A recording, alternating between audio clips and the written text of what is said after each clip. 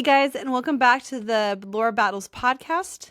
I'm your host, Laura Battles, and this week I just want to talk to you a little bit about how to just stop being so hurried in our homes and to go back and focus on the relationships that we're building in our homes. But before I dig into that, I just want to remind everybody to go out and like and subscribe to this podcast.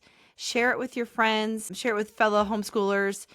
And also, I'm a part of a podcast network called Hungry for Wisdom. Go out and like and subscribe to that. Go check out all those podcasters. So what I wanted to talk about this week, and sometimes I'm not really sure where these podcasts are going. And I used to have sort of a clear message with Teach the Children and homeschooling, but I feel like there's more to be said than just about homeschooling in general.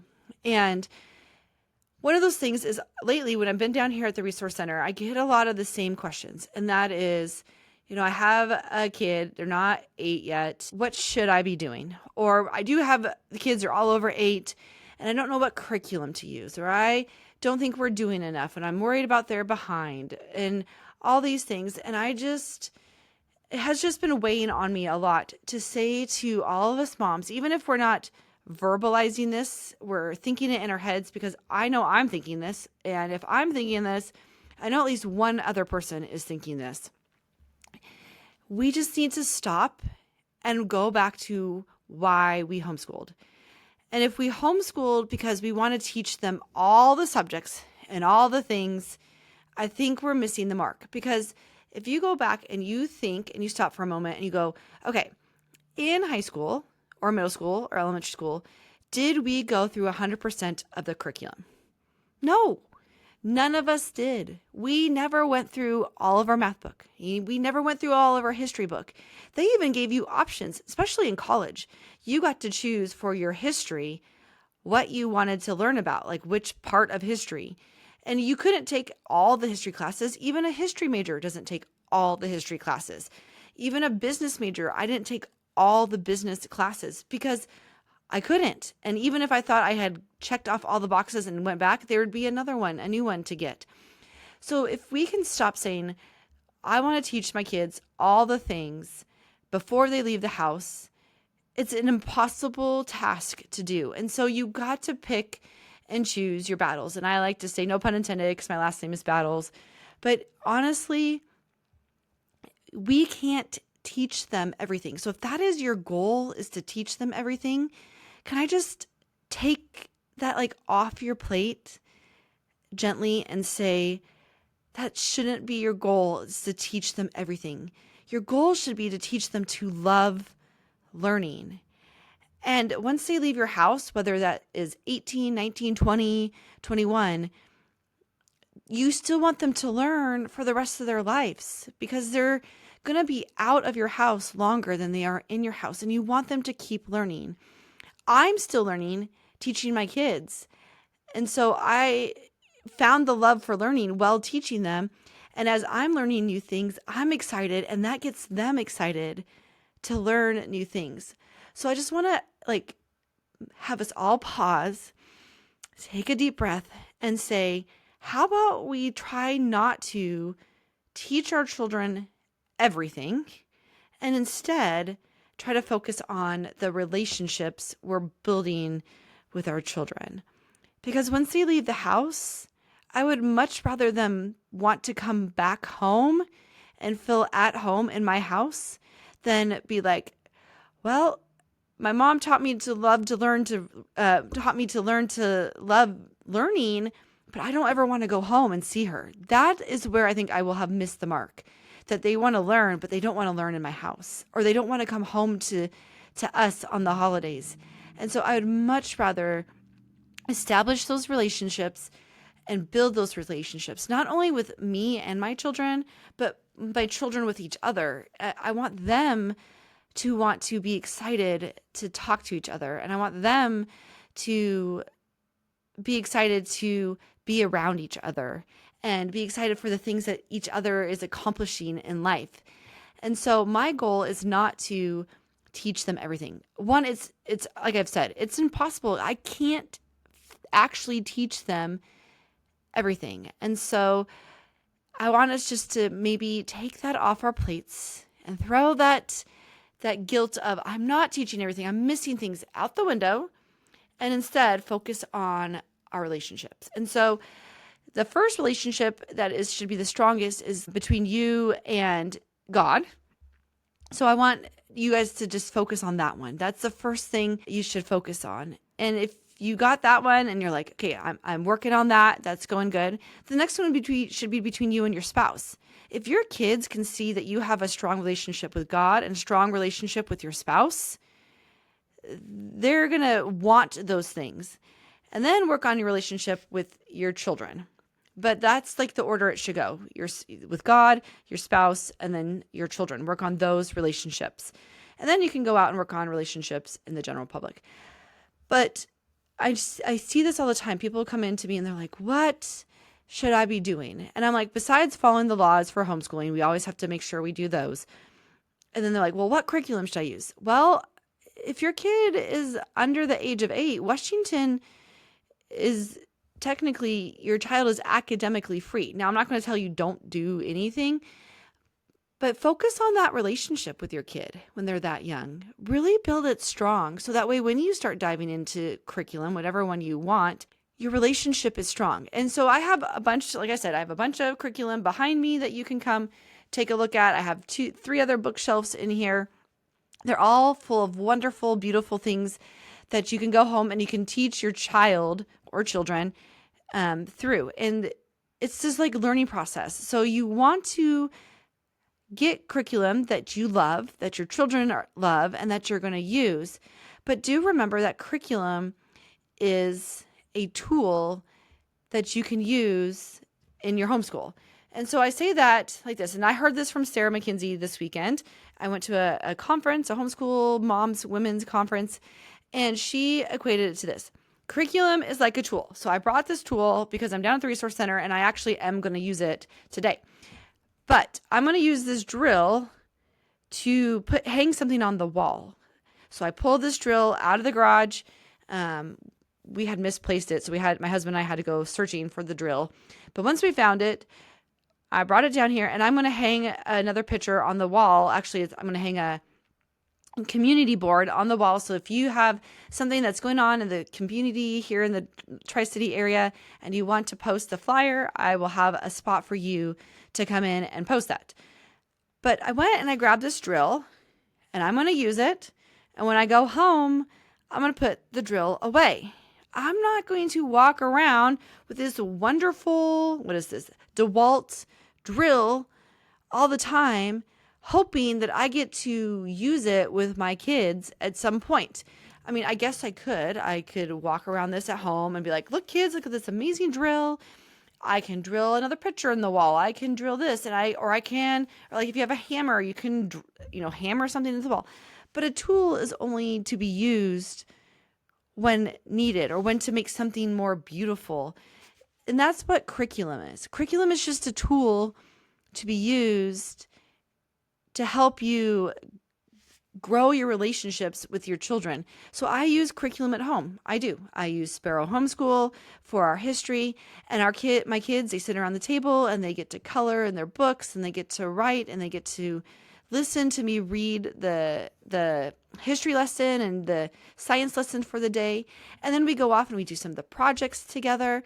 But if I were to put that aside and say, okay, now with this curriculum, we're going to go actually on a field trip and go see some of these places we're talking about. I'm not going to bring that book with me. And as we're at these places, read to them about what we're looking at. That would be ridiculous. I would be laughed at by my children. First off, my husband would laugh at me. He'd be like, go put that book away. But why would I stand in front of this place that we're going out on a field trip to look at and hold my curriculum and then me be like, but I have this curriculum and I have to read it. That's not what the curriculum writer was even intended it to be used for. She used it so that we would go out and see these places and we would learn about them and then go out and actually see them. And that's what all the curriculum is about. Like with math, you think, oh, how would you use that? Well, the math is there so that when you go out and do things, they can do that mental math. But I'm not going to carry around my son's Saxton math book with us to the grocery store and be like, okay, now, if I only have $100 and I took, I spent this much, how much is left? And let's like write it out in the math book and pull up the math lesson. That would be ridiculous. People would stop and think I am like full on losing my mind. So curriculum is there as a tool. And I know lots of families who do not use curriculum at all. You know what they do? They go to the library and they dig into a subject and they learn that way. Or they hop in a car and they go on a road trip. Or they sit around with other families and they do crafting projects and they learn about how to weave and how to sew and how to make pottery, beautiful pottery. Or they go out and they go with grandparents who live off the land and they learn how to grow seeds in the ground up to corn and wheat. And they then go out and harvest that and eat it, and they raise animals. There's so many other things than just having a curriculum. And so I would say that is what's important, is those relationships. And those are what is going to build your relationships with your kids so that they'll want to continue learning down the road. Now, I'm not saying don't ever, crack open a math book and teach them basic, like how to add, because you need to teach your kids those things, but teach them and not, maybe don't have like a full homeschool. I mean, if that works for your family, fine. If you have desks and chairs, but where my family does all our homeschooling? Around our kitchen table. And then we pick up the books, put them to the side, and we eat breakfast and lunch and dinner. And then I pull out the books and we do homeschool around the kitchen table.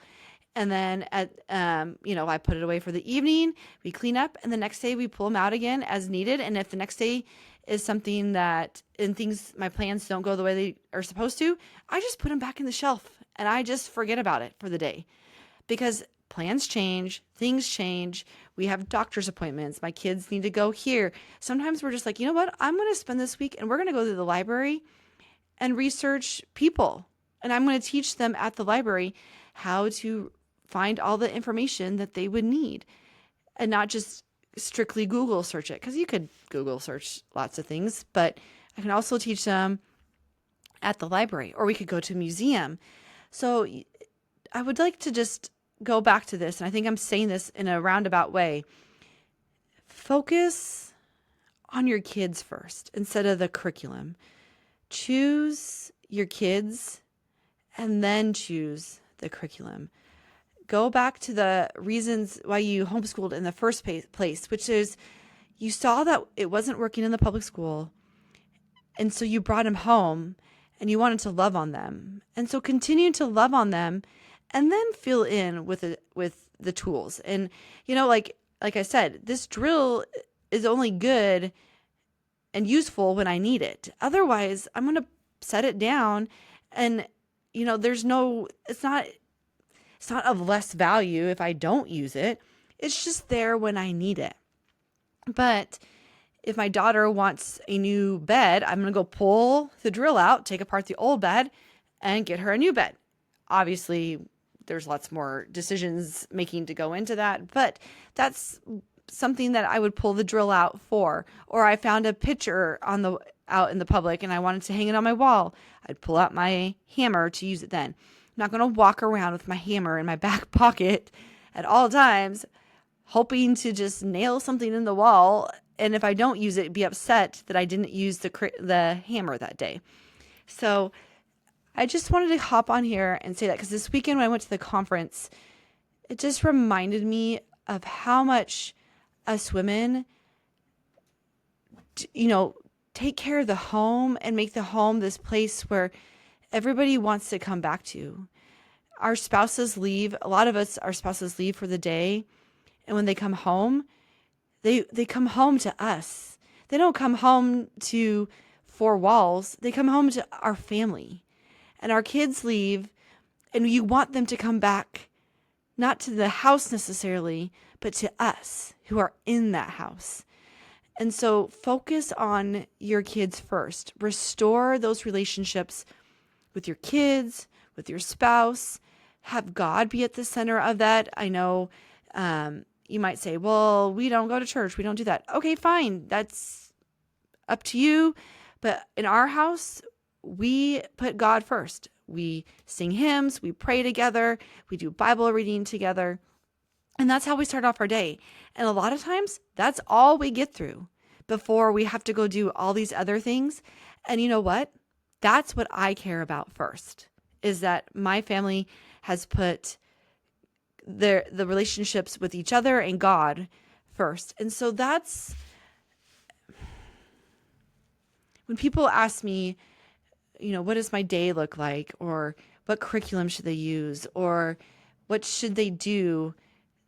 That's what I'm going to tell you guys. Focus on your families. Go home and love on your kids. Go home and love on your spouse. Go take care of that, and everything else will fall into place.